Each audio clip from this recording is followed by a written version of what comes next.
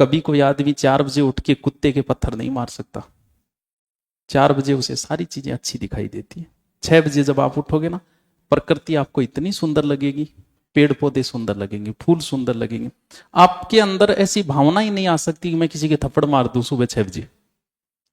क्यों? क्योंकि आपके अंदर आप भगवान के सबसे नजदीक होते हो। इस समय पढ़ा हुआ भी अच्छा याद होगा। इस समय अगर कोई ध्यान में जाता है, बहुत सारे आप में से ऐसे होंगे जिनकी इस समय के बीच में एक बार नींद खुल जाती है। ऐसा कहते हैं कि इस समय अगर नींद खुली और आदमी कोई प्रार्थना करे ना, तो वो पूरी हो जाती है। कारण पता है क्या है?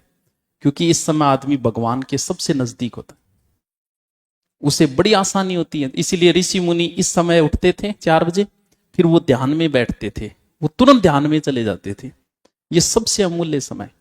इस समय में कहते हैं कि कभी कोई आदमी किसी की मर्डर नहीं करता, उसके मन में ऐसा भाव ही नहीं आता कि मैं किसी को मार दूं।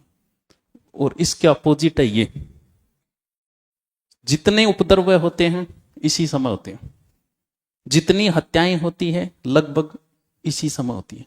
इसी समय आपको भयंकर गुस्सा आता है, सुबह नहीं आता कभी।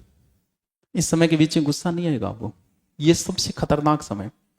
और कहते हैं कि इस समय भी भगवान का ध्यान करना चाहिए ताकि आप किसी भी गलत कार्य से बच जाओ, क्योंकि जितने गलत कार्य होंगे ना वो इसी समय होंगे। आपको अगर आप आराम से सो लेते हो इस समय के बीच में, तो आपके लिए सबसे अच्छा समय है। लेकिन सो के सिर ल्या दो। जाग आ गई तो प्रकृति आपको कोई संकेत दे रही है, ऊपर वाला आपको कोई संकेत दे रहा है, उठ जा, कोई काम कर ले।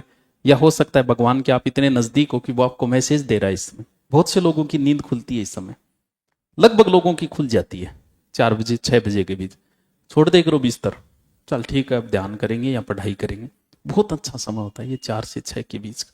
हो सके किसी दुश्मन से आपकी दुश्मनी हो, तो जैसे ही आप उठोगे आपको वही दुश्मन याद आएगा। मैं तने जागता ही मन तेरी याद आ, तू रात को जब सोया था तो उसे याद करते हुए सोया था, इसीलिए उठते ही तुझे सबसे पहले वही याद आया जो रात को सोया था।